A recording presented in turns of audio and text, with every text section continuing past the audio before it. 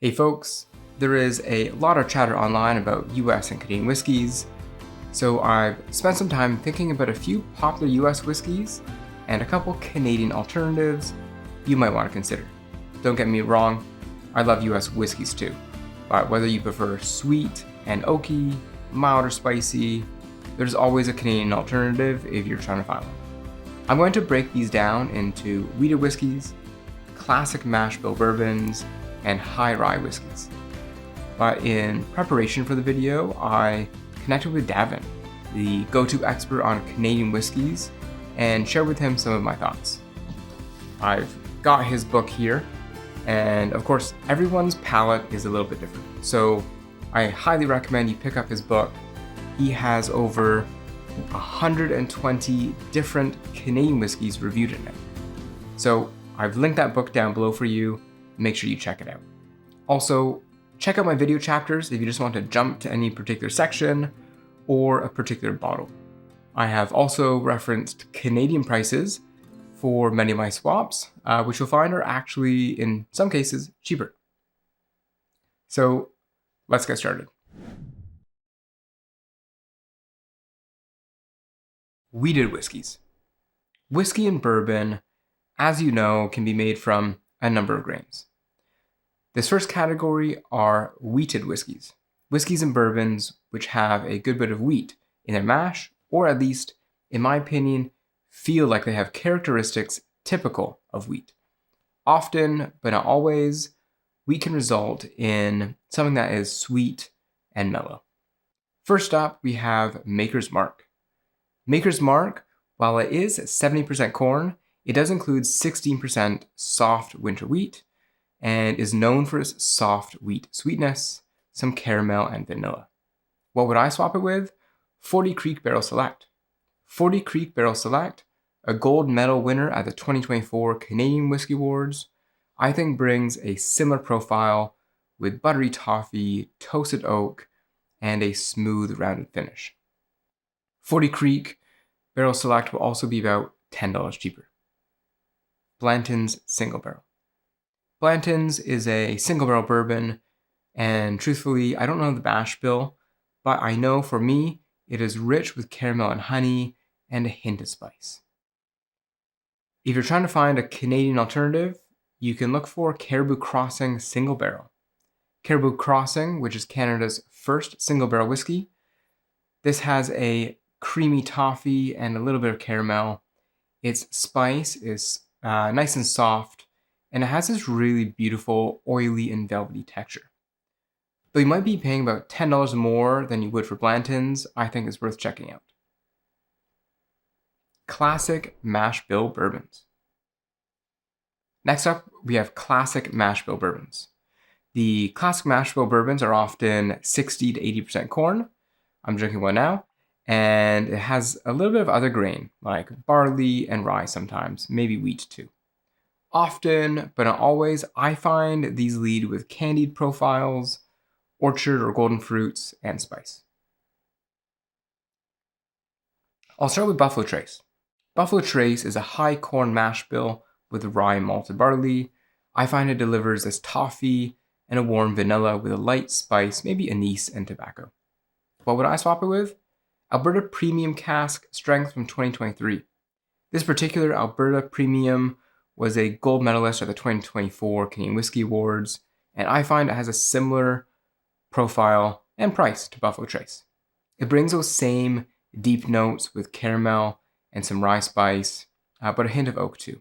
You could also look at Signal Hill, which is significantly cheaper.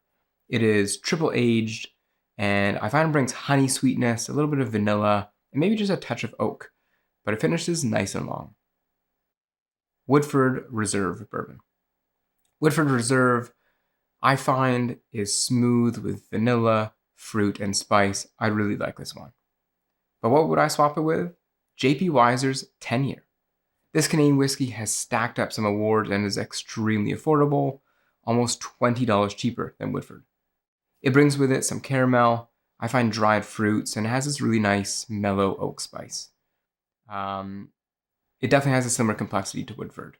But you might also want to consider Lot 40.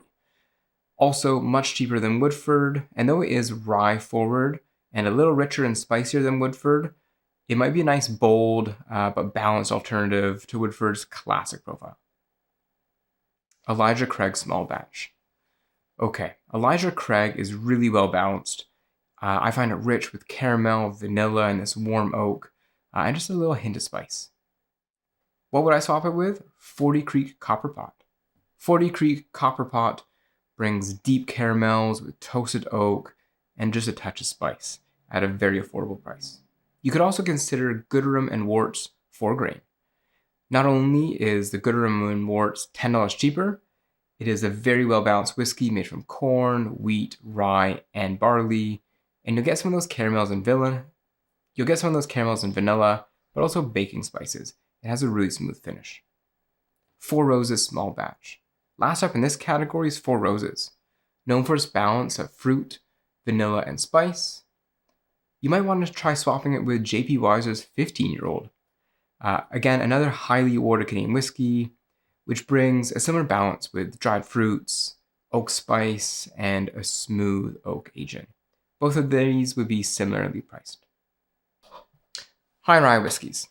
Moving on to our last category, we have our High-Rye Whiskeys. High-Rye whiskey is exactly what you would expect. They're high in rye. You might find these whiskeys bold and peppery or spicy, with some classic caramel and vanilla sweetness. At least I do.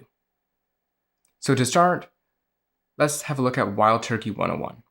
Wild Turkey 101 has 51% rye, and in my opinion, unsurprisingly, brings a high rye spice with toasted oak, caramel, and vanilla. It's a classic. Maybe a bit of cinnamon. What would I swap it with? Lot 40 Dark Oak. The Lot 40 Dark Oak won an Award of Excellence in 2023. With its heavily charred barrels, I find it offers bold rye spice and roasted notes with caramel and vanilla. You might also get a hint of something like apricots or golden fruits. To me, it finishes long with a nice warming finish. Knob Creek Small Batch. Knob Creek. This, in my opinion, is a fantastic whiskey. It's deep and robust oak with a nice smooth vanilla and just a hint of caramel. It finishes with a hit of dry, spicy burn. What would I swap it with? Monashee Spirits Triticale Whiskey. This Triticale whiskey is spice forward with cherries and apricots. A wonderful whiskey with depth, and it took home a silver at the Canadian Whiskey Awards in 2025. The Triticale is about $10 more, but I think it is well worth it. Jack Daniel's Old No. 7. Next up, we have a classic, Jack Daniel's, which even though it only has 8% rye, I feel like it carries a high rye spice profile, in my opinion. So I've put it in this list. What would I swap it with? Canadian Club 15-year-old Innovation Series. If you can get your hands on this Canadian Club 15-year-old, a gold medalist at the 2024 Canadian Whiskey Awards, it offers the same boldness with extra depth, in my opinion. Definitely a better buy regardless. Or if you want something more affordable, you could look at Canadian Club 100% Rye. The 100% Rye has a similar mellow sweetness and is vanilla forward with quite a hefty rye spice kick. Also, Canadian Club 100% Rye will save you a few dollars too. Last but not least, Bulleit Bourbon.